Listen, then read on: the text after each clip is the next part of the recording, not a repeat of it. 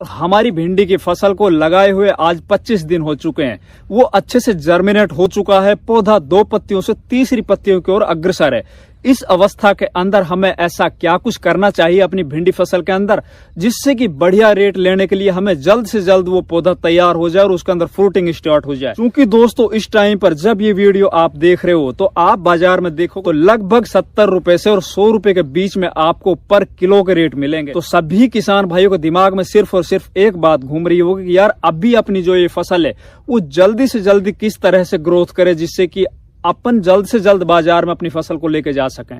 तो दोस्तों आज आप लोगों को भिंडी फसल के अंदर अपन को ऐसा क्या कुछ करना चाहिए शुरुआती चरण के अंदर जिससे कि हमारा पौधा अच्छे से ग्रोथ कर जाए। क्योंकि सर्दी अब धीरे धीरे खत्म हो रही है, दिन का जो टेम्परेचर है अब वो लगातार बढ़ता चला जाएगा। जिस तरह से अब टेम्परेचर बढ़ता चला जाएगा उसी तरह से कुछ बीमारियों का प्रकोप भी हमारी भिंडी फसल में अब देखने को मिलेंगे। तो इन सब बातों को देखते हुए अपन को अब भिंडी फसल के अंदर क्या कुछ कृषि कार्य करने चाहिए। दोस्तों सबसे पहले अपन ये क्लियर करते हैं कि भिंडी की फसल अलग अलग मौसम के अंदर अलग अलग तरह से उसके अंदर अपन को कृषि कार्य करने पड़ते हैं। जहाँ पे गर्मी और बरसात के मौसम में हम जब अपने बीज को अपने खेतों के अंदर लगाते हैं तो वो लगभग 2 से 5 दिन के अंदर जर्मिनेट हो जाए। वहीं पे सर्दियों के मौसम में जब अपन जनवरी या फरवरी महीने में बीज अपने खेतों के अंदर सोविंग करते हैं तो वो लगभग 10 से 15 दिन ले जाता है जर्मिनेट होने में। जहाँ पे गर्मी और बरसात के अंदर पौधा जर्मिनेट होने के बाद बहुत अच्छे से बहुत तेज गति से ग्रोथ करता है, चौड़ी पत्तियां उनकी निकल जाती। वहीं पे दूसरी तरफ जनवरी फरवरी के अंदर बोई हुई फसल के अंदर पौधा बड़ी मुश्किल से ग्रोथ करता है। उसकी पत्तियां वो छोटी होती है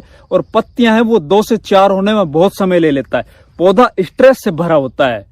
तो इस स्ट्रेस को अपन किस तरह से हटाएं, ये सब जानकारी आप लोगों को इस वीडियो के माध्यम से मिलने जा रही है। तो जितने भी किसान भाई हमारे चैनल पर नए आए या जिन किसान भाइयों ने चैनल को अभी तक सब्सक्राइब नहीं किया वो कृपया चैनल सब्सक्राइब कर लीजिए, वीडियो को लाइक और ज्यादा से ज्यादा शेयर कीजिए। दोस्तों मैंने आप लोगों से बताया था मैं जिस भी फसल की सीरीज स्टार्ट करता हूं उसकी बुआई से लेकर और कटाई तक कंप्लीट जानकारी, कंप्लीट इन्फॉर्मेशन समय समय पर वीडियो के माध्यम से आप लोगों को देता रहता हूं। ये मेरा इस सीजन के अंदर दूसरा वीडियो है भिंडी फसल पर। पहला वीडियो अपन ने बनाया था भिंडी फसल अपन किस तरह से लगाएं, कितना बीज डालें, कौन सा बीज डालें और उसके अंदर बढ़िया उत्पादन लेने के लिए अपन को बेसल डोज के अंदर कौन कौन से खाद उर्वरक डालने। अभी दूसरा वीडियो आ चुका है क्योंकि अधिकतर जगह पर भिंडी की फसल है वो 20 दिन या 25 दिन की हो चुकी है। और बहुत सी जगह से हमारे पास कमेंट भी आ रहे हैं कि सर भिंडी के ऊपर आप बताइए अब अपन को क्या कुछ करना है।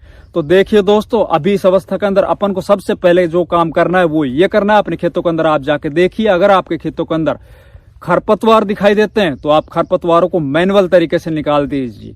उसके अंदर आप किसी भी तरह से कोई भी हर्बिसाइड का स्प्रे मत कीजिए। अगर आप हर्बिसाइड का स्प्रे करोगे तो आपकी फसल है वो खराब हो सकती है। आप खुरपा लीजिए, खुरपे लेने के बाद आप एक तो जो आपके खरपतवार हैं वो निकल जाएंगे, साथ साथ आपकी फसल की गुड़ाई हो जाएगी। गुड़ाई बहुत ही इंपॉर्टेंट चीज है और इस अवस्था के अंदर जब आपका पौधा स्ट्रेस में है तो भिंडी के पौधे के आसपास में जितनी भी मिट्टी है वो बहुत टाइट हो चुकी होगी। तो उसके अंदर एक तो हवा का संचार नहीं हो पा रहा है तो उनकी जड़ों को हवा बहुत अत्यावश्यक है।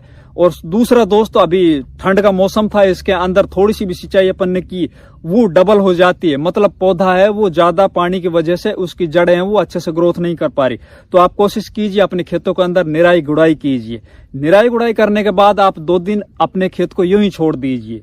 फिर 2 दिन के बाद आप अपने खेतों के अंदर खाद डालिए क्योंकि 20 से 25 दिन का आपका पौधा हो चुका है और इसको इस अवस्था के अंदर थोड़ा खाद की आवश्यकता है। तो पर एकड़ के हिसाब से आप 20 किलो डीएपी ले लीजिए। 20 किलो डीएपी के साथ आप 10 किलो यूरिया ले लीजिए और आप इन्हीं के साथ 5 किलो माइक्रो न्यूट्रेंट ले लीजिए और इन्हीं के साथ आप कोई भी फंजीसाइड जैसे कि कार्बेंडिज्म होता है वो आप आधा किलो कार्बेंडिज्म इन्हीं के अंदर मिला लीजिए, इन्हीं खाद के अंदर।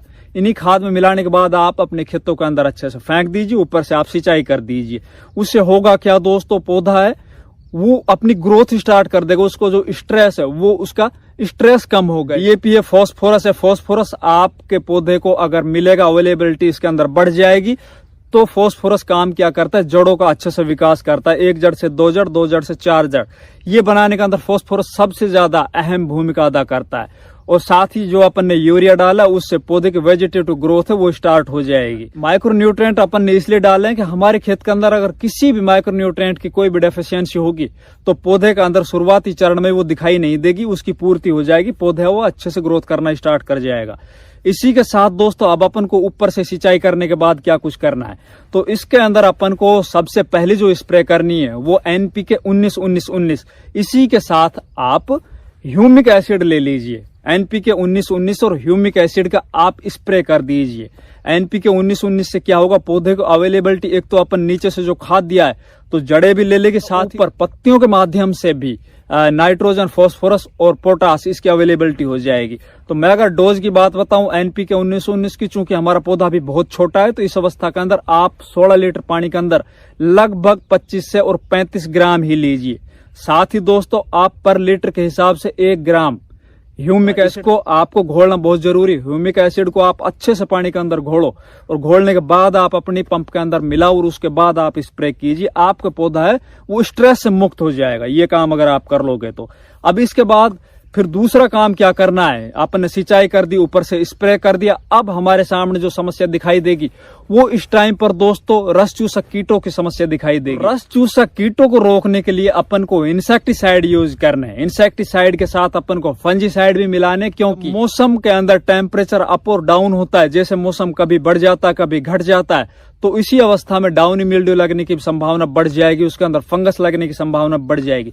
तो अपन को इंसेक्टिसाइड में कीटनाशक के रूप में अभी एसिटामेप्रिड पहले जो स्प्रे करने जा रहे हैं, एसिटामेप्रिड, या फिर आप लांसर गोल्ड आता है एक UPL कंपनी का, जिसके अंदर एसीफेट और इमिडाक्लोप्रिड का बहुत अच्छा कॉम्बिनेशन है, आप ये लीजिए। इसके साथ जिन राज्यों के अंदर मोनोक्रोटोफॉस बैन नहीं है तो वो आप मोनोक्रोटोफॉस इसी के साथ ले सकते हो और आप अच्छे से स्प्रे कर दीजिए। स्प्रे के अंदर चूंकि पौधा छोटा है, इसके अंदर आपको डोज है वो थोड़ा हल्का रखना पड़ेगा। अगर आप एसीफेट इमिडाक्लोप्रिड यूज करने जा रहे हो तो आप 1 एकड़ के अंदर 250 से 300 ग्राम ही लीजिए। और मोनोक्रोटोफॉस की अगर मैं आप लोगों को क्वांटिटी बताऊं, डोज बताऊं, तो आप 1 एकड़ के अंदर लगभग 200 से 250 ml ये लीजिए। इनको मिला के आप अपने खेतों के अंदर स्प्रे कर दीजिए। दूसरी स्प्रे में अगर कीटनाशक की बताऊं आप लोगों को, तो आप थाइमेथोक्सोम जो एक्टारा के नाम से आता है 25% WG, आप उसकी स्प्रे कर सकते हो पहली, या फिर आप परफोनोफॉस साइपरमेथ्रिन जो प्रोफेक्स सुपर के नाम से आता है, आप उसकी स्प्रे कर सकते हो अपने खेतों के अंदर। इन्हीं के साथ आप तो पौधे की शुरुआती चरण में जब हमारी वेजिटेटिव ग्रोथ हो रही है, अपना पौधा अपनी फसल है वो प्राइमरी स्टेज के अंदर, तो उसके अंदर अपन को ज्यादा हाईली टेक्निकल यूज नहीं करने। तो इसके अंदर अपन फंजीसाइड के अंदर भी साफ पाउडर जिसके अंदर कार्बेंडिजम मैनकोजेब होता है उसे मिला लेंगे। इन्हीं दोनों का स्प्रे, इंसेक्टिसाइड और फंजीसाइड दोनों का स्प्रे कर देंगे। ये स्प्रे करने के बाद दोस्तों लगभग 10 दिन बाद आप एक बार फिर दोबारा से इन्हीं स्प्रे में कोई भी टेक्निकल चेंज करके स्प्रे कर सकते हो। आप देखोगे आपकी फसल है वो अप्रत्याशित रूप से बहुत अच्छे से ग्रोथ करने लग जाएगी। और उम्मीद है दोस्तों बहुत जल्द आपकी फसल जल्दी से जल्दी तैयार हो जाएगी और वो बाजार के अंदर पहुंच जाएगी और आप बढ़िया रेट ले पाओगे। तो ये काम सभी अपने खेतों के अंदर कर लीजिए, आपकी फसल बहुत शानदार होगी। धन्यवाद।